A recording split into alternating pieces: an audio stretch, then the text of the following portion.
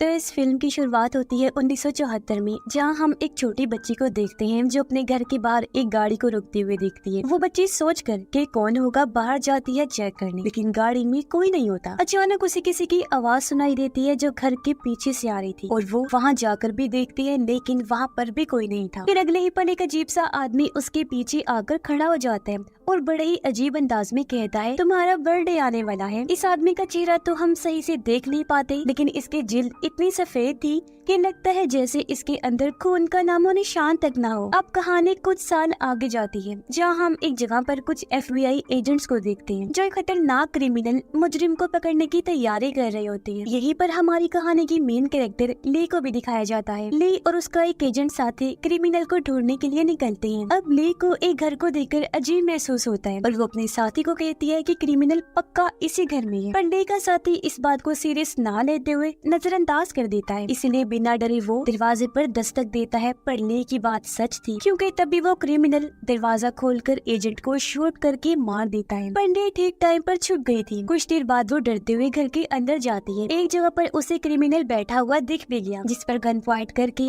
वो सरेंडर करने को कहती है, यानी उसे उनके हवाले करने का। तब क्रिमिनल सरेंडर कर भी देता है और ली उसे पकड़कर FBI के हवाले कर देती है। अब हम देखते हैं कि ली का एक जिस्मानी टेस्ट लिया जाता है, जिसमें पता चलता है कि उसके पास कुछ दिमागी ताकतें हैं, जिनकी वजह से उसे उस क्रिमिनल का पता लग गया था कि वो कहाँ है, यानी कि जिस इंसान को भी ढूंढना चाहे, ली अपनी पावर से उसकी मौजूदगी का एहसास करके उसके बारे में बता सकती है। अब ली अपने सीनियर एजेंट कार्टर और उसके साथी के साथ कार में बैठी होती है। इन्होंने अपनी गाड़ी एक घर के बाहर रखी हुई थी। सीनियर एजेंट कार्टर बताता है कि इस घर में एक फैमिली रहा करती थी, जो लोग बहुत खुशी से अपनी जिंदगी गुजार रहे थे। पर एक दिन फैमिली की हेड को पता नहीं क्या हुआ, उसने अपनी वाइफ और बच्चों को मार डाला, जिसके बाद उसने अपनी भी जान ले ली। अब ऐसा सिर्फ उनके साथ ही नहीं हुआ, बल्कि पिछले कुछ सालों में बहुत सारी फैमिलीज के साथ बिल्कुल ऐसा ही हुआ है। फैमिली के हेड को कुछ होता है जिसमें वो सबको मारने के बाद खुद को भी खत्म कर लेता है। अब उन सारी फैमिलीज के घरों में से एक खत मिलता है, जिसमें कुछ अजीब कोड्स लिखे होते हैं। खत के आखिर में एक नाम भी लिखा होता है,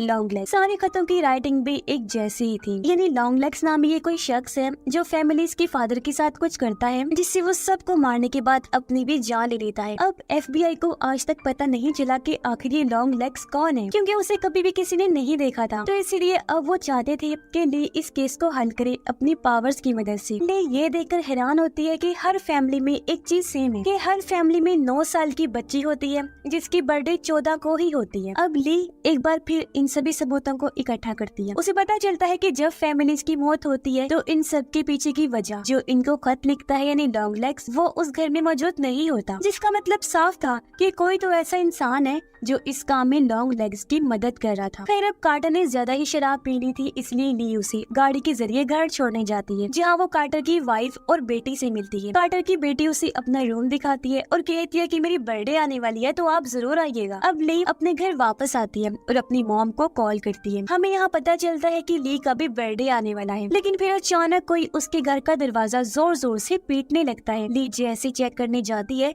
उसे वहाँ कोई नहीं मिलता। जैसे ली खिड़की से बाहर देखती है, उसे एक अजीब परछाई दिखती है। ली घबराते हुए अपनी गन उठाती है और दरवाजा खोलकर बाहर जाती है, लेकिन वो परछाई वहाँ से गायब हो चुकी थी। अचानक उसे अपने घर के अंदर किसी की मौजूदगी महसूस होती है। जब ली वापस अंदर आती है तो वहाँ कोई नहीं होता सिवाय एक खत के, जो वहाँ न जाने किसने रख दिया था। उस लेटर पर लिखा होता है कि इसे 14 जनवरी से पहले मत खोलना, क्योंकि 14 जनवरी को ही ली की बर्थडे थी। ली से रहा नहीं गया और वो उस खत को खोल लेती है जिसमें लिखा था हैप्पी बर्थडे। साथ ही में वही कोड्स भी लिखे हुए थे जो उन फैमिलीज के खतों में भी थे, जिसका मतलब था कि ये खत भी लॉन्ग लेग्स ने ही रखा है। अब ली फिर उन कोड्स को डिकोड करने लगती है ताकि समझ सके कि इनका क्या मतलब है। पर इतने में ही एजेंट कार्टर की कॉल आ जाती है और वो उसे एक नई क्राइम सीन पर बुलाता है।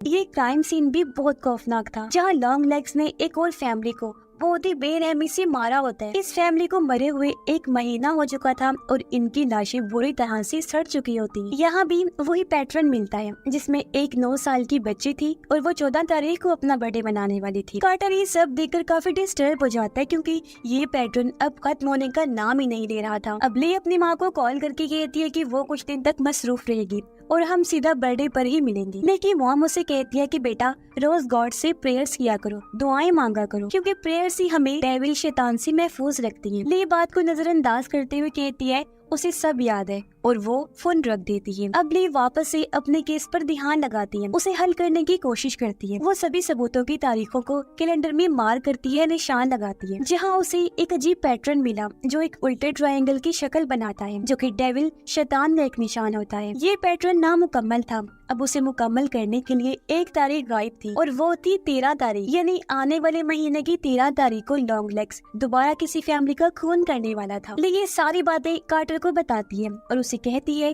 कि लॉन्ग लेग्स ने अपने खत में बार बार लिखा है कि उसे कैमरा फैमिली को मारने में सबसे ज्यादा मजा आया था। कैमरा फैमिली कुछ सालों पहले मार दी गई, जहाँ फैमिली हेड ने अपनी पूरी फैमिली को तो मार ही डाला था, पर साथ में एक प्रीस्ट को भी कत्ल कर दिया था जो उनके घर में आया हुआ था उस टाइम। मगर फैमिली हेड की बेटी जिसका नाम कैरी था वो बच गई थी, क्योंकि वो उस टाइम स्कूल गई हुई थी और फिलहाल वो एक मेंटल अजाइलम में। ये सुनने के बाद ली और कार्टर उस फार्म हाउस पर जाते हैं जो कैमरा फैमिली का था। वहाँ कुछ देर खोजने पर उन्हें एक ताबूत मिलता है जिसमें एक डॉल थी जो बिल्कुल कैरी